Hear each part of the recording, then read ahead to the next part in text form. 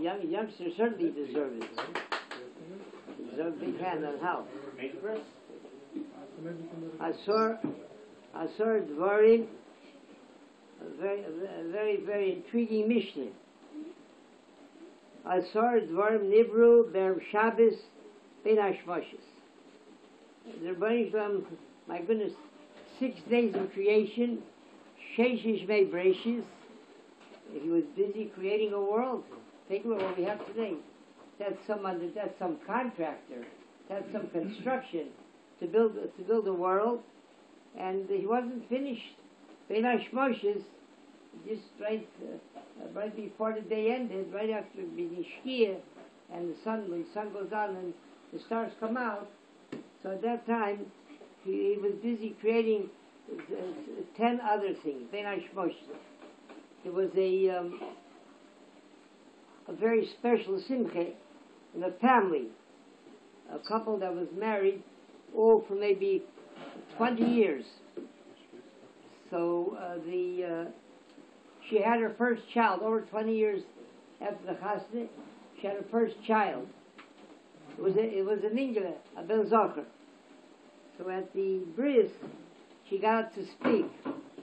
She says, "My father always gave me I deserved it, a name, Erev. Erev means just right before, like Erev Shabbos, a deadline. Erev Shabbos, Erev, just before Shabbos comes in. You try to get everything done that hasn't been done before Shabbos, to get it done. So me, I always, in my life, I always did everything is late. Everything I did was just at that deadline. Erev. So she said, here, in the Erev of my life, the Rebbeinu Shalom gave me such a beautiful simcha. He gave him a child, the first child. So the Rebbeinu Shalom, after he finished creating the whole world, everything that we find here, so he still created, sort of for him 10 things, the Erev Shabbos. What were the 10 things? Ben Hashmoshes that he created. Veilu Hey, these are the Pi Haaretz, the earth. He created the earth with a special mouth that should open up when Korach had to be swallowed in. Ben Hashmoshes, in the 6th day creation, that mouth was created to swallow in the Korach. Pia Be'er, and the bear, that well that sprung forth, shot out refreshing cold water when they were dying from thirst in the desert in Midbar, and Moshe Rabbeinu. So that bear of Miriam, that bear was created also on Erev Shabbos. Upi Ha'asai, and Bilam's donkey, who spoke to Bilam, an animal should speak. So that mouth was created also on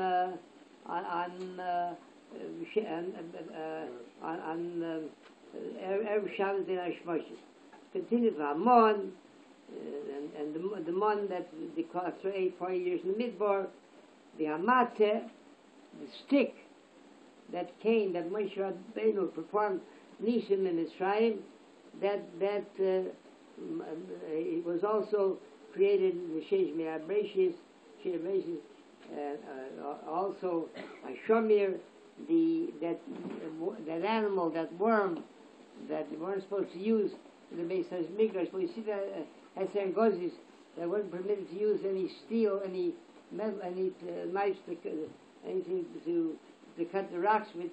So that animal that was used to cut open, to split the stones that was created in Sheish Mei Breshis, Vaksav, and the writing. What writing?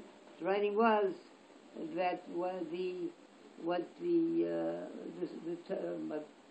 Torah was written was from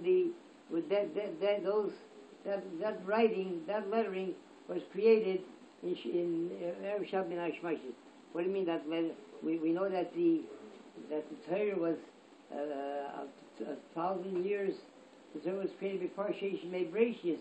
What do you mean? What says the lettering? So Rashi says that the Torah was composed, but it was Baal Peh, was oral. the group of the Isis, the letter of the Isis, that was created in the Erev Shabbos Ben Hashmoshes at the end of creation. Another few, then V'yei Shoimim Af HaMazikin, that the Shadim, those demons, were created also Erev Shabbos Ben Hashmoshes, and of Kivra, the grave of Moshe Rabbeinu, that also was created Erev Shabbos Ben Hashmoshes. There was a conference of the so-called intellects, writers, philosophers in Odessa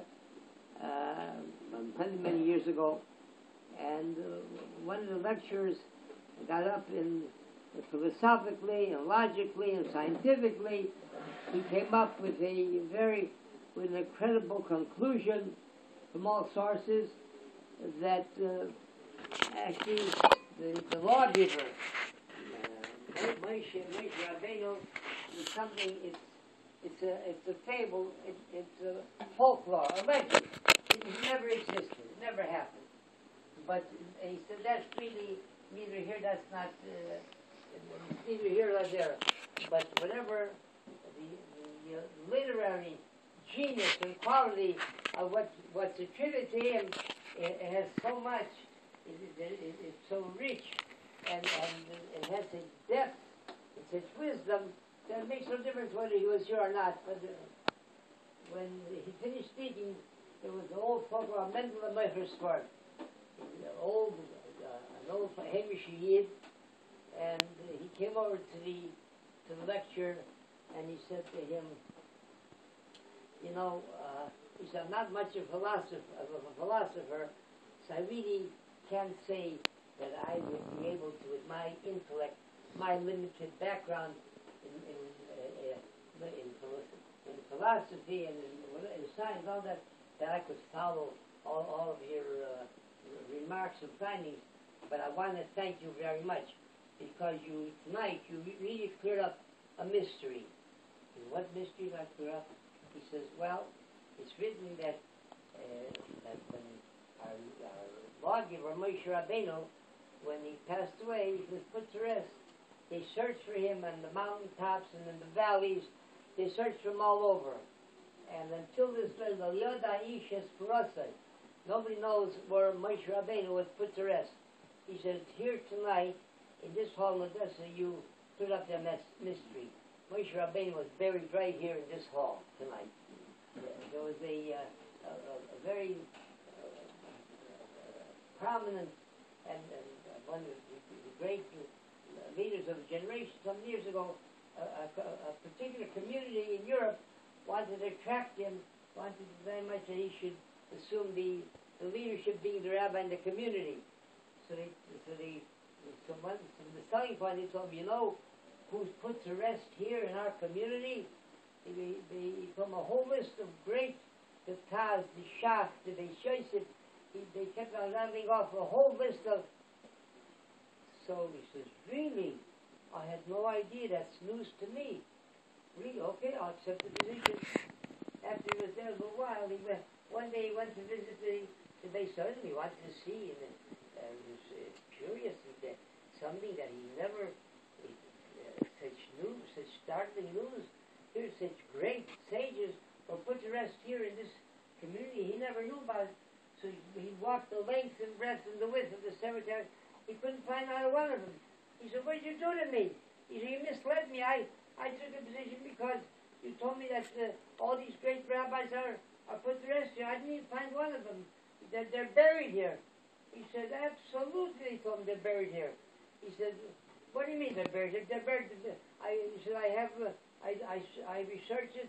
The Beishoisit is buried in this town. The Shach in this town. He said, no, they're not buried there. In those towns they live. Here they're buried, because here nobody studies. Here's a town of digging around. He says, nobody studies. Here's where they're buried. All right.